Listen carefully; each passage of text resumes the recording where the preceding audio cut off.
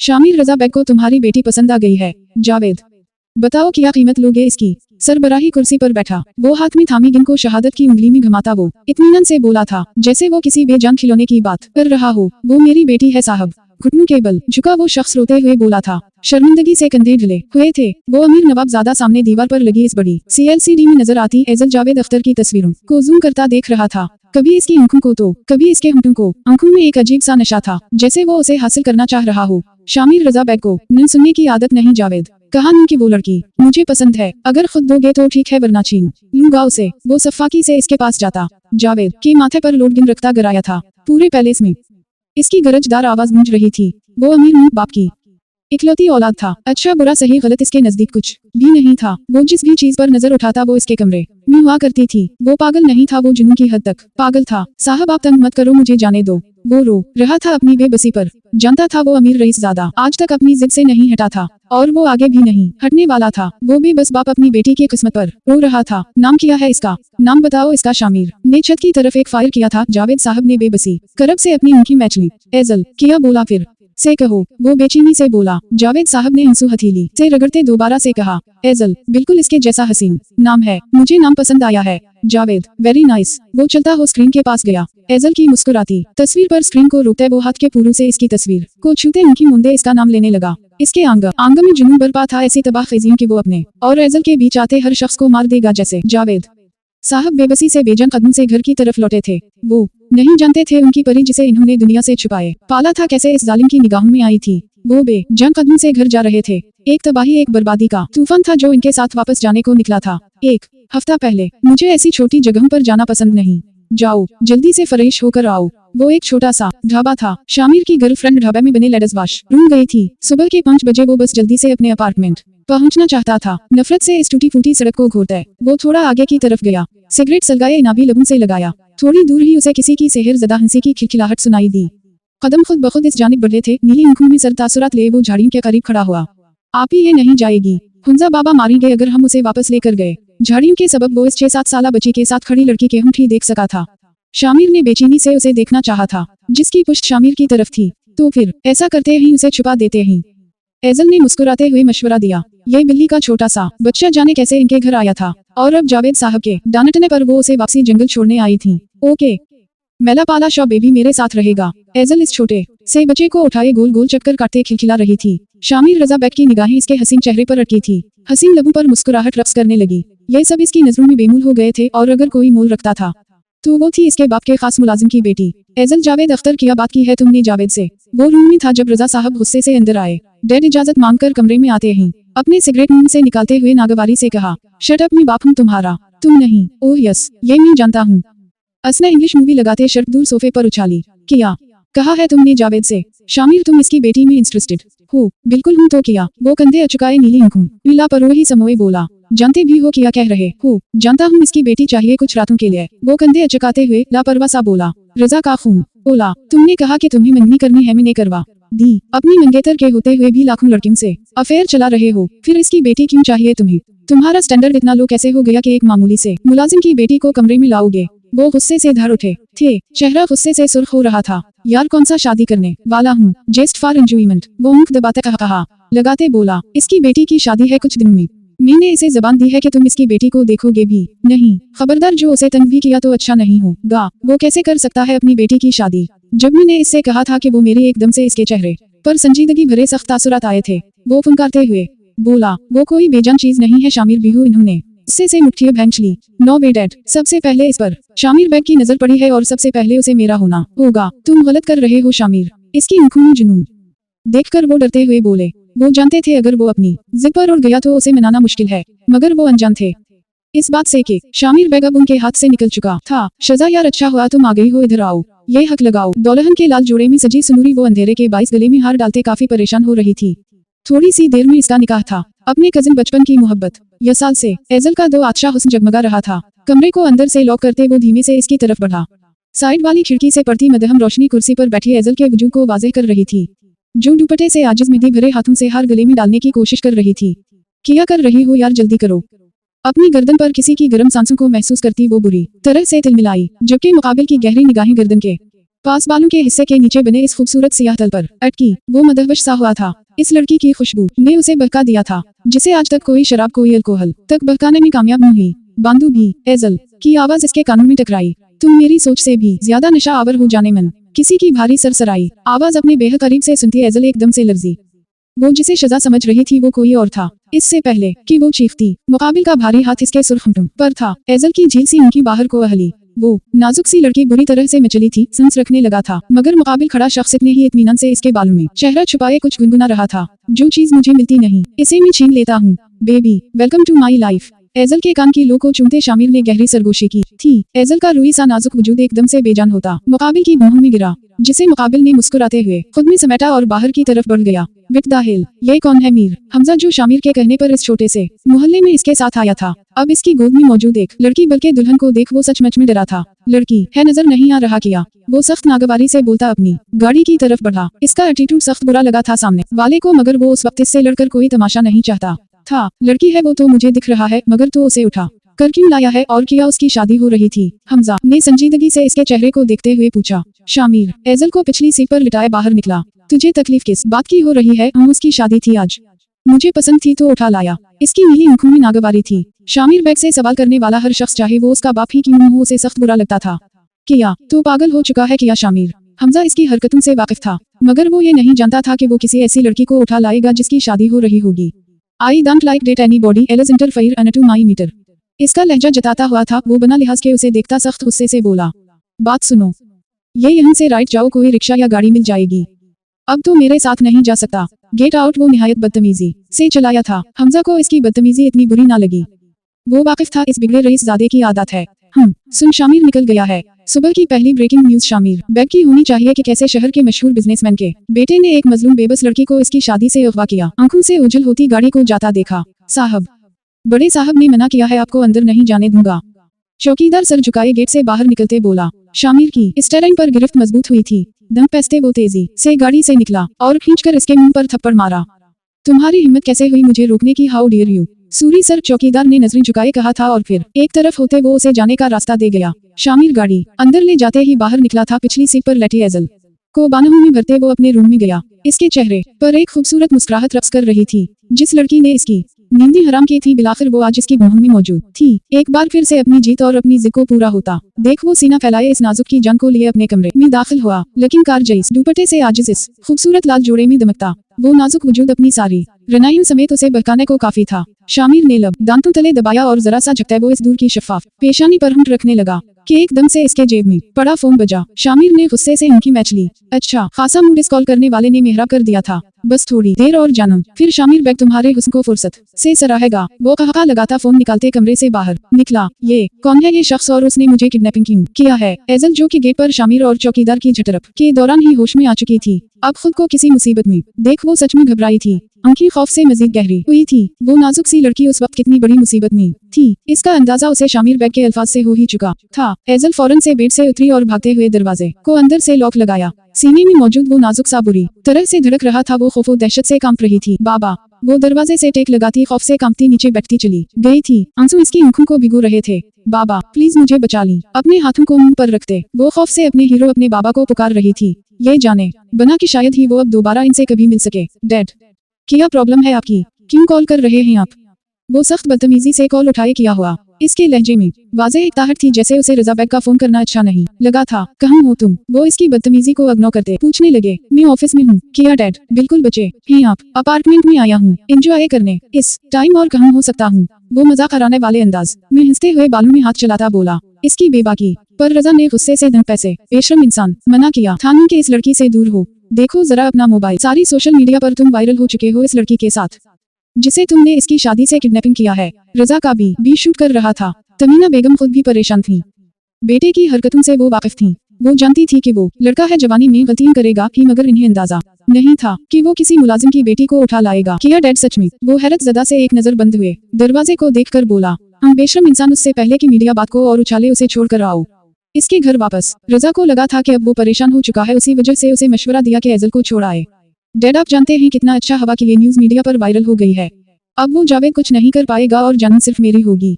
इसकी आंखों में एक्साइटमेंट और जुनून था। रजा सर पकड़ कर बैठ गए। आंखें मजीद फैली थी। क्या तुम उसे पसंद करने लगे हो कमीने इंसान? इसके लहजे से इन्हें एक और अंदाजा लगा था। जभी वो खौफजदा से होते पूछ बैठे, डैड आपको लगता है कि मैं इसे पसंद करूंगा? बस ये एक नया एडवेंचर है, कुछ दिनों तक एडिक्ट रहूंगा और फिर उसे छोड़ आऊंगा। वो फारमल से अंदाज में मुस्कुराता हुआ बोला, दाएं गाल पर उभरता गड्ढा इसकी खूबसूरती को मजीद पुरकशिश बना रहा था। मैं अभी वहाँ रहा हूँ शामिर, ये मामला इतना छोटा नहीं जितना तुमने बना रखा है। वो गुस्से से चलाते हुए बोले थे। तमीना बेगम अपने बेटे की जिद इसके जुनून से वाकिफ थी। कभी लबों को सिए वो साकत खामोश बैठी थी। किया उसे देखने के लिए उठाकर लाया हूँ मैं, करीब मत जाना। वो रजा की बात सुने बगैर ही गुस्से से कॉल कट करते बरबराया था, जाना दरवाजा खोलो। वो जैसे ही वापस आया दरवाजा अंदर से लॉक था। शामिर का मुंह पहले ही सख्त ऑफ था, ऊपर से एजल की इस हरकत ने उसे मजीद गुस्सा चढ़ाया था। ओपन दी डोर जानम। वो गुस्से से दरवाजे पर लात मारते चलाया था। संस गुस्से से फूल चुका था। बेबसी के आलम में इसने जैकेट उतारते और उछाली थी। गोल्डन बाल बार बार चेहरे पर ढलक रहे थे, जिन्हें हाथ से पीछे करता वो सीढ़ियों फलांगता नीचे गया। कीज किचन में थी। वो जल्दी से अपने रूम की लेता वो दोबारा से ऊपर पहुंचा। लॉक खोलते जैसे ही वो अंदर गया, उनकी हैरत से फैली थी। वो लड़की कहीं भी नहीं थी। शामिर ने जबड़े भेज लिए। वो जबरदस्ती नहीं करना चाहता था, मगर वो लड़की इसे मजबूर कर रही थी। जानू दरवाजा खोलो वरना अगर मैंने तोड़ा तो बहुत बुरा करूंगा। बाथरूम के बाहर खड़ा हुआ वो धाड़ा था। दरवाजा थोड़ी देर बाद खुल गया था। वॉशरूम का नल खराब हो चुका था या फिर एजल ने खुद किया था। शामिर इस बात पर गौर किए बिना ही दीवार से चुपकी खड़ी एजल की तरफ बढ़ा था। शावर का पानी इसके वजूद को भिगो चुका था।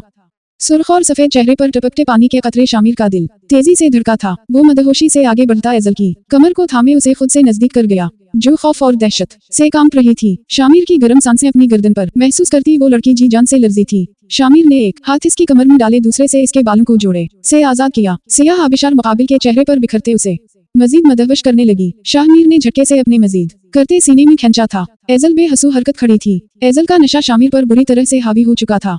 वो आंखें मूंदे उसे महसूस कर रहा था। इससे पहले कि वो मजीद कोई बुरी हरकत करता, इंजल ने हाथ में पकड़ा नलेक दम से इसके सर पर दे मारा, जो इंजल की तरफ झुका हुआ था। यह सब एकदम से हुआ था कि शामिर की जोरदार सी चीख पूरे कमरे में गूंज उठी। शामिर ने सर के ऊपरी हिस्से से बहते खून पर हाथ रखते वहां से भागती एजल को देखा। इसकी आंखें धुंधलाई थी और होशो हवास से बेगाना होने से पहले उसने कमरे में दाखिल होते रजा बैग अपने डैड को देखा था। शामिर, मेरी जान, ये क्या हुआ? रजा साहब भागते हुए इसके पास पहुंचे थे। शामिर का सर एक तरफ ढलक चुका था। वो होशो खिरत से बेगाना फर्श पर बेसौध सा पड़ा था। गार्ड्स उठाओ, उसे देख किया रहे हो। अपने साथ आए गार्ड्स को देख वो ऊंची आवाज में चलाए थे। गार्ड्स हड़बड़ाहट में आगे बढ़े, जबकि एक ने एजल को थाम रखा था। रजा तो अपने इकलौते बेटे की हालत से काफी खौफजदा हो चुके थे। जाओ, इस लड़की को बंद कर दो एक कमरे में, इसका हिसाब मैं बाद में करूंगा। एजल के खौफ से कांपते वजूद को देख दो जरा सख्त लहजे में बोले थे। गार्ड्स फौरन से उसे साथ ले जाते एक कमरे में बंद कर गया। थोड़ी देर में ही वहाँ डॉक्टर पहुंच आया था। चोट ज्यादा गहरी नहीं है, मैंने इंजेक्शन लगा दिया है, थोड़ी देर में उसे होश आ जाएगा, डॉक्टर ने रजा साहब को देखते बताया, जो काफी मुतशक्किर थे। शुक्रिया डॉक्टर। रजा की सांस में सांस आई थी। एक नजर अपने खूबरू बेटे को देखा, जिसकी बंद आंखें रजा को तकलीफ दे रही थी। औलाद चाहे जितनी भी बुरी क्यों हो, मां बाप इनकी तकलीफ कभी बर्दाश्त नहीं कर पाते, और ऐसा ही हाल उस वक्त रजा बैग का था। वो गार्ड्स को कमरे से भेजते सर पकड़ते सोफे पर बैठ गए। अब इन्हीं शामिर के होश में आने का इंतजार था। रात के 2 बजे अपने सर में दर्द महसूस करता वो नींद से बोझल आवाज में कर रहा था। रजा साहब फौरन से उठे और उसे सहारे से बिठाया। डैड आप? नीली आंखों में हैरत समोए वो कुछ हैरत से पूछने लगा। रजा जानते थे इसका माइंड काफी शार्प है, एक बार देखी बात और हादसे को वो कभी भूलता नहीं था, और उस वक्त भी काल्बन वो एजल को वहाँ देखना चाह रहा था। दर्द तो नहीं हो रहा ज्यादा? वो बात बदलते इसके सर पर बंधी पंटी को देख पूछने लगे। शामिर के दाएं गाल में उभरता गड्ढा इन्हीं खुद हर हमेशा खाई दिया। यार वैसे एक बात है, लड़की काफी सॉलिड है। वो मुंह बंद करता काफी बेबाकी से बोला था। इसकी ये बेबाकी रजा को हर बार तिल मिलाने पर मजबूर कर देती थी, जैसा कि इस वक्त। शर्म करो शामिर, क्यों करते हो ऐसी हरकतें? जानते भी हो कि क्या कर चुके हो तुम। वो हर बार इनकी बात को मजाक में उड़ाता था, मगर वो बाप थे, हर बार उसे खतरे से पहले ही आगाह करना अपना फर्ज समझते थे। यार आई सिविर सिर्फ हक किया था, उससे पहले कुछ और करता। उसने नल मेरे सर पर दे मारा था। वो दांतों की नुमाइश करता बेड पर दोनों हाथ रखे फौरन से उठा था। कहाँ जा रहे हो तुम? लेटे रहो आराम से। रजा ने झुंझलाते हुए उसे बाजू से थामा। यार मैं देख लूं कहीं उसे चोट न आई हो। वैसे है कहाँ वो? नीली आंखों में फिक्र समोए वो मासूमाना। रजा का दिल चाहा कि वही नल उठाकर इसके दिमाग के दूसरे हिस्से पर दे मारी। मुझे लगता है कि इस चोट की वजह से तुम्हारे दिमाग पर गहरा असर हुआ है, जो ऐसी बकी बातें कर रहे हो। वो लड़की तुम्हें जान से मारने वाली थी और तुम उसी की फिक्र कर रहे हो। यार आप नहीं जानते कुछ भी, आपको पता भी नहीं जब मैंने इसे ही किया तो कितना सुकून मिला था मुझे, और ऐसे कैसे उसे छोड़ दूं बगैर किसी एडवेंचर के। वो सर को नफी में बुलाता जिद्दी लहजे में बोला था, शामिर शामिर। वो उसे पुकारते रह गए, जो बिना सुने दरवाजा खोलता बाहर निकला था। वो इस तरफ है।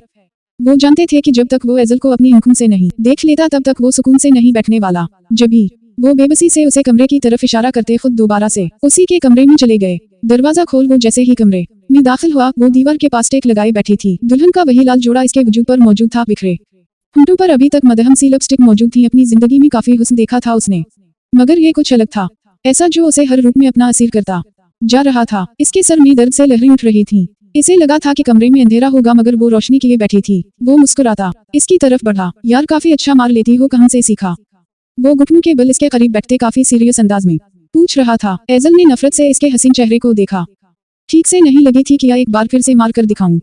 वो सपाट चेहरे से इसकी नीली आंखों में देखते गुस्से से पूछने लगी। शामिर के दाएं गाल पर गड्ढा भरा और फिर मधुम हुआ। जान, इसके बदले अगर मुझे कुछ स्वीट मिला तो जरूर मैं खाने को तैयार हूँ। वो गहरी निगाहों से एजल के खूबसूरत होंठों को देखता बेबाकी से बोला, तो एजल का चेहरा लहू छलकाने लगा। इसका बस नहीं था कि वो इस हैवान को जान से मार देती। इसे इतनी नफरत शायद ही किसी से हुई थी जिंदगी में, जितनी उस वक्त शामिर रजा बेग के लिए इसके दिल में भर चुकी थी। केन आई ही यू, वो मासूमियत से आंखें मुटकाते उन हसीन गजाली आंखों में देखते बोला, जैसे इजाजत मांग रहा हो। एजल जानती थी वो इसका मजाक उड़ा रहा था और यही बात उसे मजीद नफरत दिला रही थी इस अमीरजादे से। हा, एक बात जान लो एंजल, अगर तुम शामिर बेग की नहीं हुई तो मैं तुम्हें किसी दूसरे का भी नहीं होने दूंगा। तुम एडवेंचर थी, मगर अब तुम्हें पाना शामिर बेग की जिद बन चुकी है। वो लम्हे में इसकी गर्दन को दबोचे इसके बेहद करीब होते सरसराते हुए लहजे में बोला था। एजल लब मैचा बेबसी से आंखें बंद कर गई। वो उस शख्स के बारे में कुछ नहीं जानती थी सिवाय इसकी जिद के। उस वक्त उसे वहां से भाग पाना दुनिया का सबसे मुश्किल तरीन काम लगा था। डैड की मौजूदगी में हम एंजॉय नहीं कर सकते डार्लिंग, बट डोंट वरी, मैं कल पहली फुर्सत में इन्हें वापस भेजूंगा और इसके बाद सिर्फ मैं और मेरी जान होंगे। वो होंठ एजल के रुखसार पर रखते सरगोशी नुमा लहजे में कहता वापस से जगह से उठा था। एजल की आंखों से बेख्तियार आंसू बहने लगा। इतना बेबस उसने खुद को कभी महसूस नहीं किया था। इसका दिल चाह रहा था कि वो खुद को मार दे या फिर इस दरिंदे की जान ले ले। वो बेबसी से सर दीवार से लगाए आंखें मौनत गई, जिनसे बहता गर्म सयाल इसके चेहरे को भिगो रहा था। Good morning sir. रजा साहब सुबह 5 बजे ही उठ गए थे। अब इनका इरादा शामिर के उठने से पहले एंजल को वहां से भेजने का था, जिसके लिए वो अपने गार्ड्स के पास आए थे। मॉर्निंग, तुम सबको एक काम करना होगा। वो संजीदगी से हाथ पुष्ट पर बांधे गोया हुए। गार्ड्स तवज्जो से इन्हीं सुन रहे थे। जो लड़की ऊपर रूम में लॉक है, उसे और उसकी फैमिली को कुछ वक्त के लिए किसी दूसरे शहर में ले जाओ। जी सर, ओके। वो कभी गार्ड्स रजा साहब के वफादार थे और उनके पास मौजूद सारी प्रॉपर्टी से वो वाकिफ थे। एजल को शामिर की नजरों से गायब करना नामुमकिन था, मगर वो लोग कुछ अरसे के लिए ही सही मगर उसे रोक जरूर सकते थे। वो गार्ड्स को साथ लिए ऊपर एजल के कमरे की तरफ बढ़े थे, मगर कमरे के बाहर दरवाजे से टेक लगाए शामिर को बैठा देख एक पल को उनका सांस रुक सा गया। इनकी आंखें हद दर्जा फैली। इन्होंने अपने हाथों से उसे नींद की दवा खिलाई थी। फिर इस वक्त इसका जागना, वो भी एजल के रूम के बाम होना, इनका सांस रोकने के लिए काफी था। गार्ड्स हका बका सा शामिर बेग को देख रहे थे, जिसकी नीली आंखों में अजीब से तासुरात थे। रजा ने जबरे भेजते गार्ड्स को वहां से जाने का इशारा किया, जो फौरन वहां से गायब हुए थे। तुम जा कैसे रहे हो शामिर? वो हैरत ज़दा से इससे पूछने लगे। हैरत दर हैरत थी। ये कैसे मुमकिन था कि नींद की इतनी हैवी डोज के बाद वो लड़का मुकम्मल होश में बैठा था। डेड जैसे जाते हैं वैसे ही जाग रहा हूँ। वो कंधे अचुकाए नॉर्मल से लहजे में बोला। मतलब तुम्हारी एडिसन में नींद की गोलियां भी थी, तो क्या तुम्हें नींद नहीं आई? वो बात को गोल करते इसके हसीन चेहरे को जांचने लगे, जहां इन्हें किसी कस्म का तासुर नहीं मिला जिससे वो कह सकते कि वो नींद के जेर असर हो। डेड शायद आप जानते नहीं कि नशा मुझे इफेक्ट नहीं करता, फिर चाहे वो नींद की गोलियां या फिर वेस्की का पैक। वो हंसता हुआ इन्हें अपने आबद आगाह करते हाथ से अपने गोल्डन बालों को पीछे करने लगा। रजा साहब का दिल बुरी तरह से धड़का था। उनका बेटा हद से ज्यादा बदतमीज और बेबाक था। वो बात करने से पहले ये नहीं सोचता था कि किससे कब और क्या बात करनी है, चाहे आगे वाला इसका बाप ही क्यों हो। यहाँ क्यों बैठे हो? रूम में चलो। सर्जन्स फिजा के सुपरत करते वो अब की बार कदरे नॉर्मल लहजे में बोले। शायद ये बहलाने का कोई तरीका था। डेड आप रूम से बाहर निकले तो मैंने सोचा शायद एजल से मिलने गए होंगे, बट आई थिंक आप मिलने नहीं, इसे यहाँ से भेजने गए थे। तो मैंने सोचा क्यों ना दरवाजे पर ही आपका वेट कर लूं। वो मिनटों में चेहरे पर मुस्किनीत सजाए रजा को देखता मासूमियत से बोला। रजा को खामोश होना बेहतर लगा। वैसे भी हर बार की तरह अपने ही बेटे से जीत पाना इन्हें दुनिया का सबसे मुश्किल काम लगा था।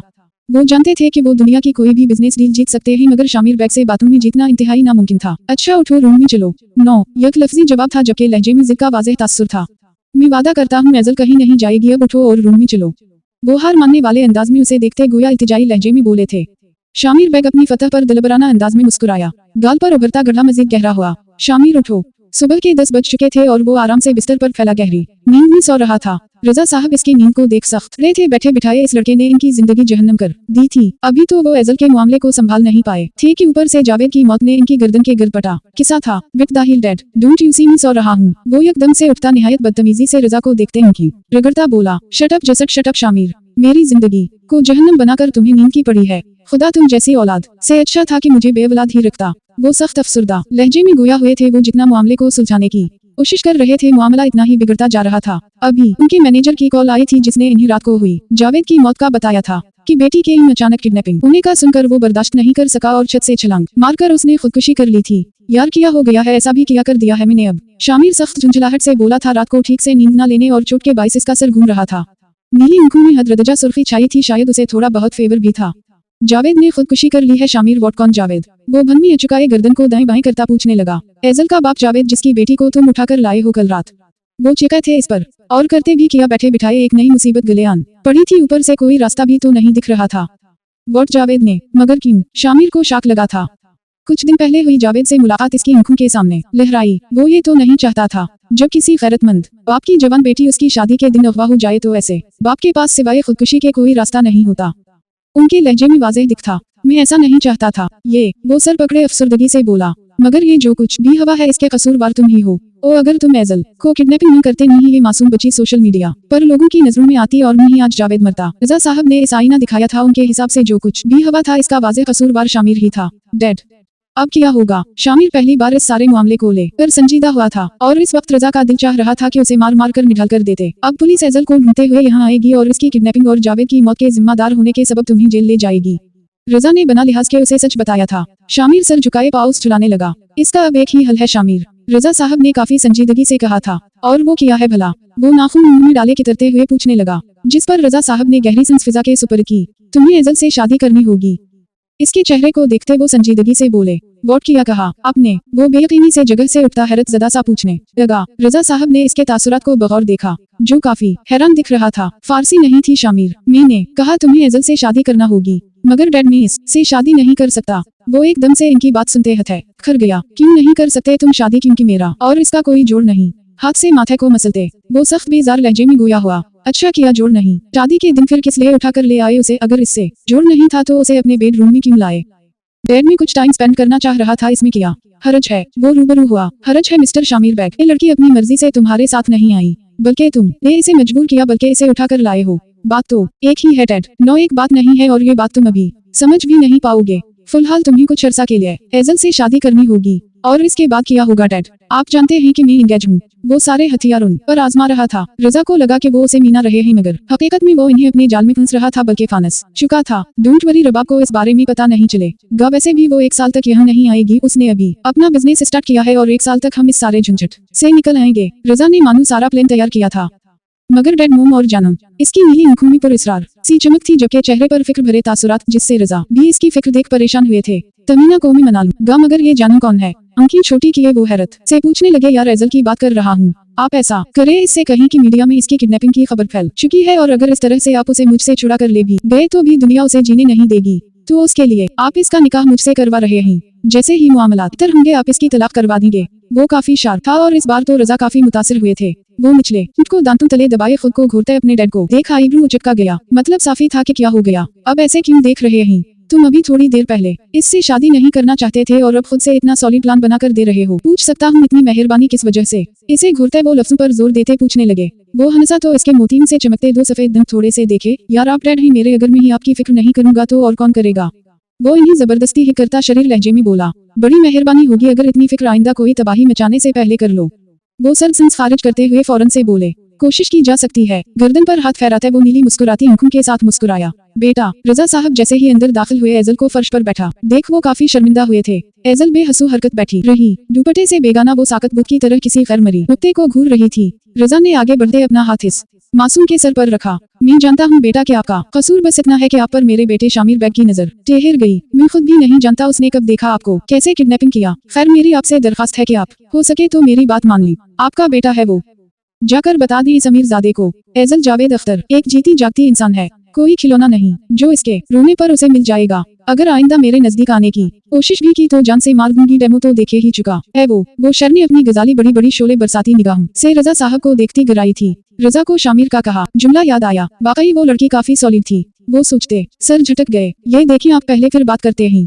सोफे पर बैठते अपना फोन उसे पकड़ा गए। एजल ने हैरत से पहले इन्हीं और फिर इस फोन को देखा जहां एक वीडियो चल रही थी। वो जैसे जैसे इस वीडियो को देख रही थी इसकी आंखों में हैरत खौफ डर जाने कितने तासुरात उभरे थे। लाखों की तादाद में देखी गई वो वीडियो जिसमें शामिर बैग की गोद में मौजूद वो लड़की एजल ही थी, जिसका चेहरा बिल्कुल वाज़ेह दिखाई दे रहा था। शामिर उसे भरे बड़ी शान से चल रहा था। फोन इसके कपकपाते हाथों से नीचे गिरा था। वो घुटने फोल्डर करती अपने दोनों हाथों को मुंह पर रख गई। वो जानती थी इस वीडियो को देखने के बाद सब उसे कसूरवार के रहे होंगे और उसके बाबा मामा छोटी एजल का दिमाग सुन होने लगा था। ये सब कुछ इसे पागल कर देने को था। इस मासूम ने तो कभी किसी का दिल नहीं दिखाया था, तो फिर इसके साथ ही ऐसा क्यों हुआ? बेटा, मैं जानता हूँ शामिर गुनहगार है, मगर अब जो हो चुका है उसे ठीक नहीं किया जा सकता। अगर मैं आपको वापस ले भी गया तो भी लोग आपको जीने नहीं देंगे।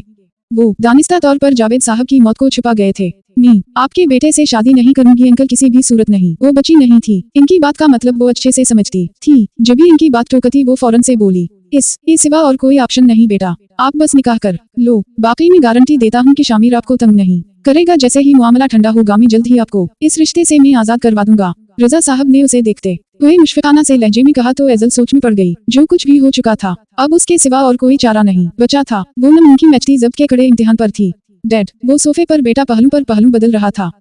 वो जानता था कि रजा एजल को मना लेंगे, मगर फिर भी वो इंतजार में बैठा था। इसके सील फोन मैसेज कॉल्स और मैसेजेस से भरा हुआ था, जहां इसकी कई गर्लफ्रेंड ने उससे इस लड़की की बाबत पूछा था जिसे वो उठाकर लाया था। वो गेजारगी से मोबाइल स्क्रीन को ऊपर नीचे करता मुंह जाविया बगारता फोन को ऑफ किए एक तरफ मिट गया। मन दरवाजा खोल रजा अंदर आए तो वो फौरन से इन्हीं पुकारता सवालिया निगाहों से देखने लगा। मैंने मौलवी साहब को बुला लिया है शामिर, अब कोई तमाशा मत करना। इनके सर में अब शदीद दर्द होने लगा था। वो इसकी शक्ल तक नहीं देखना चाहते थे, मगर मजबूरी थी। एक बार ये मामला निपट जाता उसके बाद वो शामिर के बारे में संजीदगी से कोई फैसला करने वाले थे। डैड जान मान गई। वो मुस्कुराता हुआ करने इसे अंदाज में सोफे पर बैठा और अपने बालों में हाथ चलाते वो सीटी बजाने लगा। रजा ने सख्त अफसोस से अपने 25 साला जवान बेटे को देखा, जिसकी हरकतों से वो कोई जिद्दी खुद सर छोटा बच्चा लगता था। हम वो मान चुकी है। वो बेड पर जाते थकावट से चोर लहजे में बोले थे। जावेद की मौत ने इन्हें काफी दिख दिया था। एक हंसता बिस्ता घर इनके बेटे की जिद की वजह से बर्बाद हो गया था, जिसे खुद इस बात की परवाह तक नहीं थी। वो अपनी सोचों में गुम थे।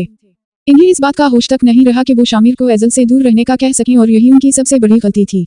बेटा, मैं भी आपके बाबा की तरह हूँ, प्लीज आप मौलवी साहब जो पूछ रहे हैं इसका जवाब दें। सुर्ख दुपट्टे में लिपटी वो घूंघट निकाले बैठी थी। मौलवी साहब ने तीसरी बार इससे पूछा था, मगर वो पत्थर बनी खामोश बैठी रही। ये दुपट्टा भी मुलाजिमा ने बाजार से लाकर रजा साहब के कहने पर उड़ाया था।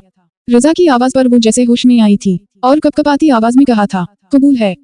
आंसू बहुत मोल होते इसकी आंखों से बहते इस नाजुक सी गुड़िया के जब्त के हर पल को तोड़ गए थे। कितना मुश्किल था उसी शख्स के नाम खुद को कर दिया जिसने इसकी इज्जत इसकी जिंदगी को तबाह बर्बाद करके रख दिया। रजा साहब सब जानते हुए भी बेबस थे। जोर औलाद माँ बाप को घुटने टेकने पर मजबूर कर देती है, जैसा कि इस वक्त रजा हो चुके थे। सदा खुश रहो बेटा। इसके सर पर शफकत भरा हाथ रखते वो बमुश्किल से बोल पाए थे। मौलवी साहब और गवाहान को लिए वो बाहर आए कि जहां शामिर बेसब्री से इन्हीं का इंतजार कर रहा था। इसके चेहरे पर खुशी झलक रही थी, ऐसे जैसे जाने वो कितना खुश था इस शादी के लिए। मौलवी साहब ने उसे बैठने का कहा। वो फौरन से उनके साथ बैठा, पूरी तवज्जो से इनकी तरफ देख रहा था। शामिर वल्द रजा बैग आपका निकाह एजल जावेद वल्द जावेद अख्तर से 50 लाख रुपए सिक्का राय जलूकत के तय किया गया है। क्या आपको ये निकाह कबूल है?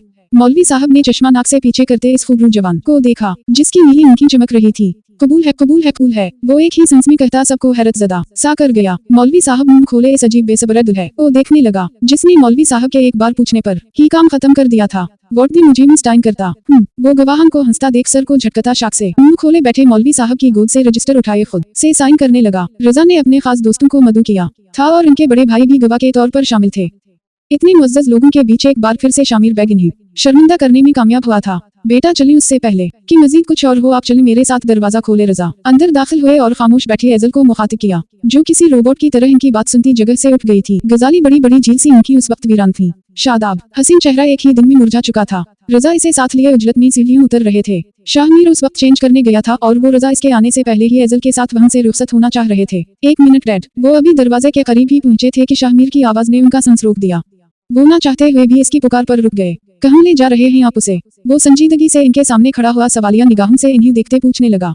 पीछे हटूं, मैं उसे अपने साथ घर ले जा रहा हूँ। वो जरा सख्त लहजे में बोले। शाहमीर ने एक नजर इनके पीछे खड़ी एजल पर डाली, जिसके सर पर वही सुर्ख दुपट्टा टिका हुआ था, और फिर 2 कदम आगे बढ़ा। बीवी किसकी है? इंतहाई बदतमीजी से पूछने लगा। इसका लहजा इतना सपाट और सर्द था कि रजा का चेहरा इतनी तौहीन पर सुर्ख पड़ा। चाहे ये तुम्हारी बीवी है, मगर तुम जानते हो कि ये निकाह सिर्फ एक मजबूरी थी और कुछ नहीं। वो बाप थे, अच्छे से जानते थे। वो जरूरत पड़ने पर मासूम और जिद पर उड़ने के वक्त गिरगिट की तरह रंग बदलता था। हा डैड, मुझे नहीं लगता कि ये निकाह मैंने किसी मजबूरी के तहत किया है। क्या आपसे कहा है मैंने कि मैं सख्त मजबूर हूँ, मैं इनका करवा दी। वो आईब्रू अचकाए इनकी तरफ चकता बेहद संजीदगी से पूछने लगा। रजा तो हका बका सा इसके मुंह को देख रहे थे। एक नंबर का कमीना था, बल्कि कमीनों की कंपनी का सरदार। वो गुस्से शर्मिंदगी खिफत से मुट्ठियों भैंच गए। इन्हें लग रहा था कि अब एजल उनसे बदजन हो जाएगी। मैं बताता हूँ, दरअसल ये निकाह मैंने अपनी 100% मर्जी से किया है और अब मेरा आपके घर जाने का कोई मूड नहीं, क्योंकि वहाँ मेरी जरा सी भी इज्जत नहीं, तो मेरी बीवी भी वहाँ नहीं जाएगी, हम दोनों उसी घर में रहेंगे। वो आगे बढ़ते एजल के हाथ को पकड़ते उसे झटके से अपनी तरफ खींच लिया। एजल ने आंखें फैलाए इसकी नीली रोशन आंखों में देखा और फिर इसकी गिरफ्त में अपने हाथ को, छोड़ो मेरा हाथ। वो नफरत गुस्से से इसके हाथ से अपना हाथ छुड़ाने की कोशिश करती चलाई थी। शाहमीर मुस्कुराता हुआ उसे देख रहा था और रजा अपने खुद सर बेटे को हाथ छोड़ो शाहमीर। अब की बार रजा आगे बढ़े थे उनकी गुस्से भरी आवाज पर। शाहमीर ने गर्दन मोड़े अपने बाप को देखा और एजल के हाथ पर गिरफ्त मजबूत कर दी। इसकी आंखों में जुनून हलक हो ले रहा था और वही एजल को अपना हाथ टूटता महसूस हुआ था। छोड़ो मुझे, वो मचलती हुई खुद को आजाद करवाने लगी जब रजा ने आगे बढ़ते एक जोरदार थप्पड़ शाहमीर के मुंह पर मारा। शाहमीर और एजल अचानक से इनके ऐसा करने पर हका बका से हो गए थे। आज पहली बार इसके डैड ने इस पर हाथ उठाया था और वजह एजल थी। ने सर को नफी में हरकत दी और फिर अपने आप पर काबू पाता वो लब मच गया। बहुत हुआ शाहमीर, मेरी बेबसी है कि मैं बाप हूँ, औलाद को मार नहीं सकता मगर मैं खुद को खत्म जरूर कर सकता हूँ। अगर अब तुमने एजल का हाथ नहीं छोड़ा तो मेरा मरा मुंह देखोगे। इसके लहजे में चट्टान की सी सख्ती थी, आंखों में शदीद गुस्सा था और यहीं शामिर बेग मजबूर हुआ था। ओके, अगर ऐसा है तो ऐसा ही सही, मैं भी आपके साथ चल रहा हूँ, वो जिद्दी लहजे में कहता एजल के हाथ को थामे उसे साथ लिए गाड़ी की पिछली सीट पर बैठे गया।